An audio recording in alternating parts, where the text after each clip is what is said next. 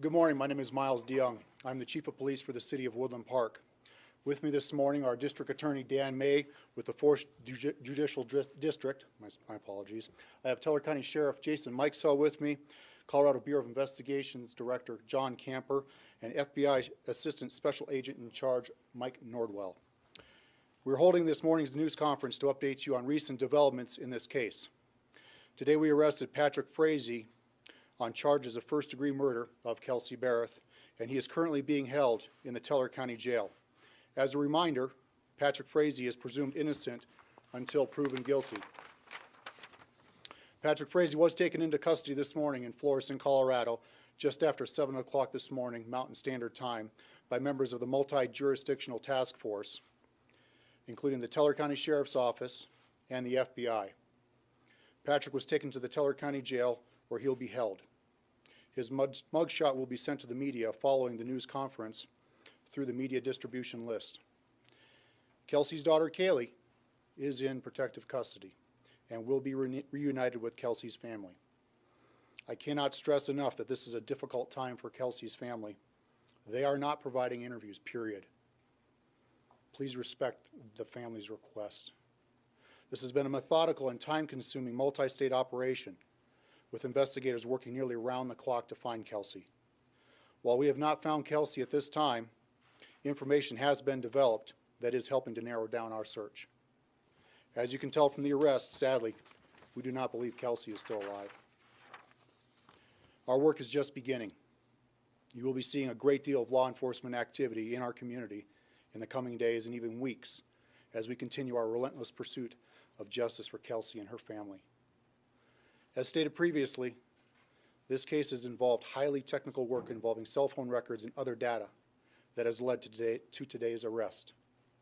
We have also conducted multiple searches at Kelsey's home and other locations as part of this comprehensive investigation.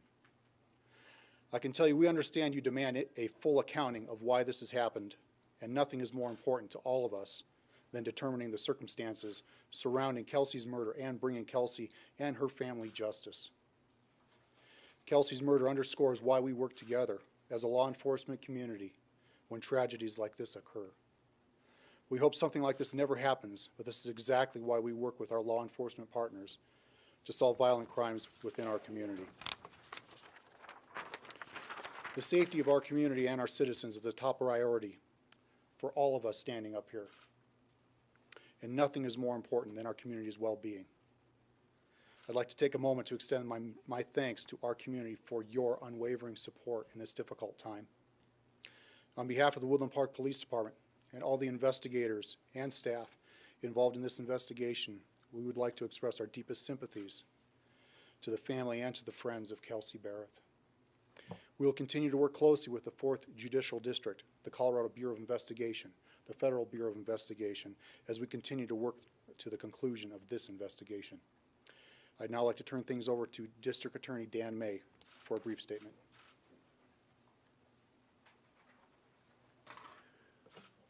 Patrick Frazee was charged this morning with first-degree murder and solicitation for first-degree murder. That is what he was booked in on.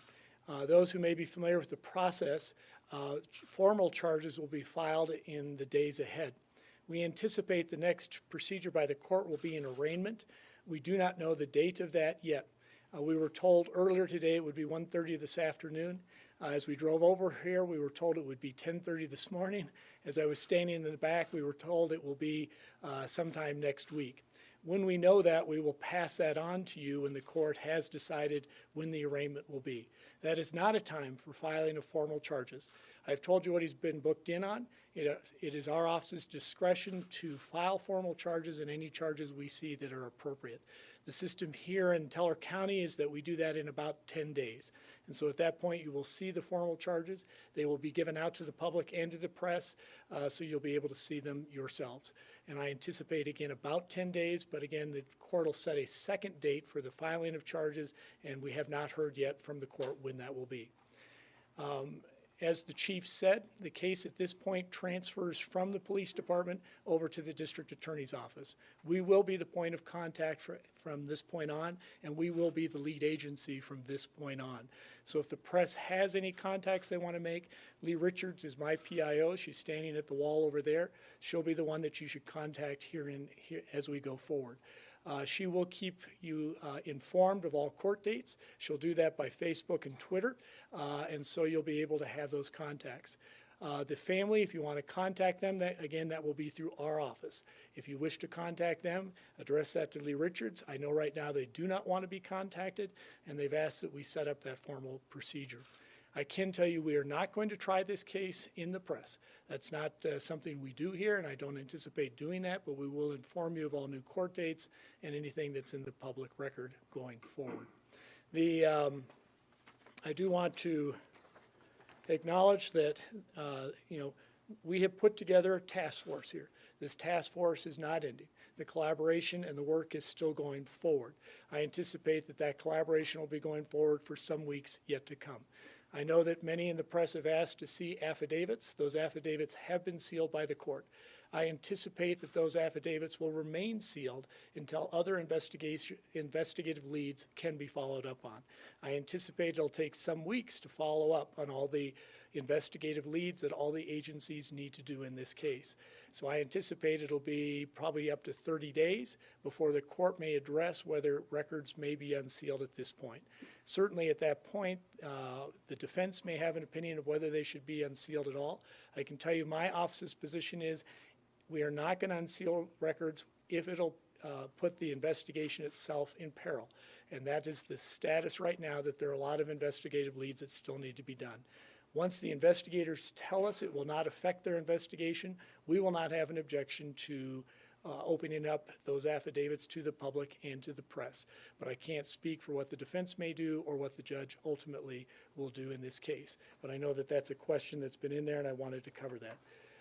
I got to tell you, the efforts by the multi-task force here has been phenomenal. As I said at the previous press conference, when a small community like this gets something like this, it's important to have those contacts beforehand and have people who come in and step forward. The FBI has done a tremendous job. I think they've had 20, 30 agents at least, not only here but across multi-states in terms of the investigation they're doing here. I've gotten to know John Cronin a lot better than I ever thought I would, along with Andrew Cohen, who are both here today. They're doing amazing work up here, and it's amazing the technical expertise that they can bring that local agencies just don't have. I know the Colorado Bureau of Investigation, I heard reported on the news today that they are still at Kelsey's house processing things, so it's not news to say that yes, they are at that house, and they are still processing things, and they've been working very diligently. I'm going to introduce here Jason Michael with the Sheriff's Office, because Jason Michael's people were also very active in this, so it really has been a collaboration. Our office has been very involved with investigators and legal assistance throughout, certainly with the search warrants, and so it is something that really takes a task force to be able to do all this. Again, I do anticipate that it's going to be going for some time to let you know that. With that, I'll introduce Jason. Thank you. First and foremost, I just want to say our deepest sympathy for Kelsey Barrett's family and all those affected in our community. We've talked a lot about the joint investigation and the status of that. And I'll tell you, you have a lot of tired deputies and police officers that have done an amazing job, and agents. They didn't stop. And I think that's important for our community to know. One of the strong points of our community is the support that we receive from them. And the thing that we know in Teller County is that we're a family here in this county, in this community. And you all have banded with us, and we have stood shoulder to shoulder with you and back to back. And I just want you to know that that strength is what really pushes our deputies and officers and agents in our community to really push forward, because they've done an amazing job. They've worked tirelessly 24 hours a day, and they just have not stopped till they got the job done. So this investigation is ongoing. It's not going to stop, and it does deeply affect our community. And just know that we're here to support you as well. And I just thank you all for everything that you've done for us in the community. I do want to introduce Agent Mike Nordwell, a great partner to us, and we really appreciate all that he's done. If you have any questions for us, we're going to direct everything to the Woodland Park Police Department for now. Our agency has assisted with this case, but they are the lead until it turns to the district attorney's office. Thank you. Mr. Nordwell.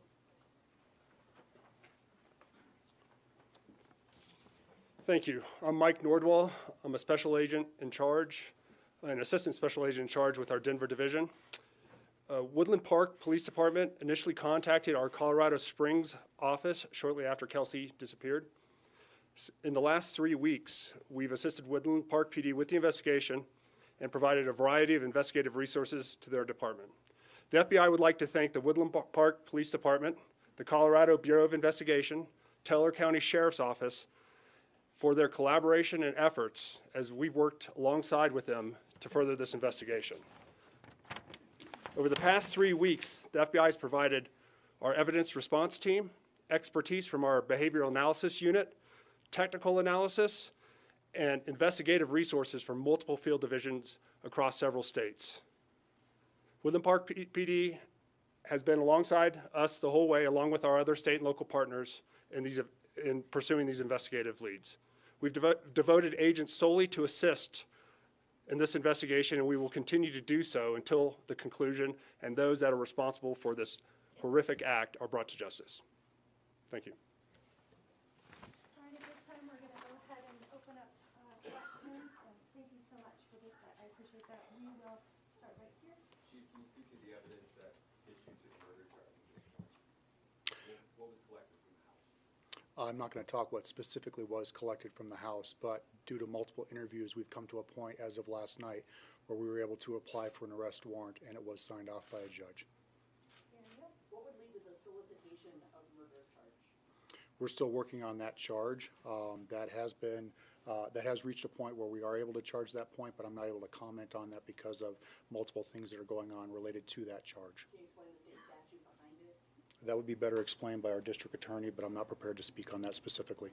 And again, we're at a very fluid point of the investigation. If we could also repeat questions. Yes. We will go right here, Vicki. So if there's a solicitation for murder charge, will there be additional arrests? So your question of is if there are additional arrests related to a solicitation charge, that's an absolute possibility, but I'm not going to guess on that at this point. Black Beth? Where do you think your bodies at? What state? Part of what we're dealing with is how fluid this investigation is. I tried to do a press conference last night, but things have been changing hourly. At this point, I don't want to speculate where her body is at this point. Patrick's mother. Hold on, we already had that right here in the grid. Do you have reason to believe that the crime, the actual murder, may have taken place in Ferris Township?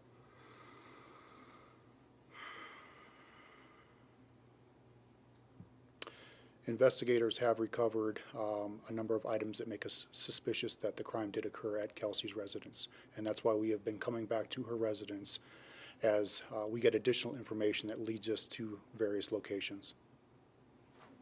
Any leads on a possible motive, a possible affair? No leads at this time on if there's anybody else involved in Kelsey's life. At this time, is there only one arrest at this point? Thank you, good question. At this time, there is only one arrest. I don't know if there's going to be additional arrests in our future, but at this time, I can confirm that there has been one arrest. We're going to do two more questions. We'll start with you, Clayton. This has been going on for several weeks now. What is the one thing that pushed this from investigating to an arrest? We finally received enough information to implicate Patrick in his involvement in Kelsey's death, which we were able to present to a judge, and a judge was able to sign off on the first-degree murder charge. You said multiple interviews. so we're Was that a person that you were talking to or We're going to interviewing? do the last question in the back. Early on in the investigation, the limited information was that there was a phone that pinged in Idaho. Is that still related to this case, or is there any explanation for that? Thank you for your question on Kelsey's phone. Yes, her phone did end up in Idaho, and we are still working to recover that phone.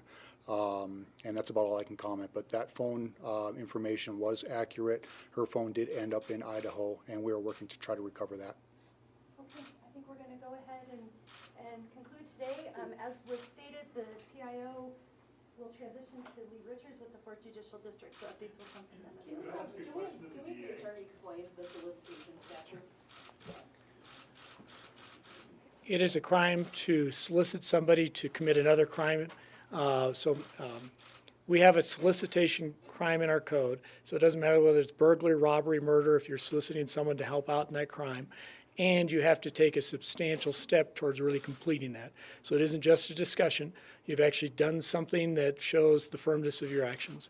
You don't necessarily have to complete it to have a solicitation charge, but you have to show firmness of what you intended to do.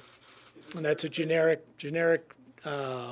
definition of what solicitation is. Is it fair to say then that Patrick had somebody working with him? Again, we'll be filing formal charges. At the time we file formal charges, which I anticipate will be in 10 days, I believe the charge of solicitation does require that we indicate that in there. Right now in the booking, it's just a simple booking and you don't necessarily put many details in there. All right, we're going to go ahead and wrap that up for now, and we'll provide updates as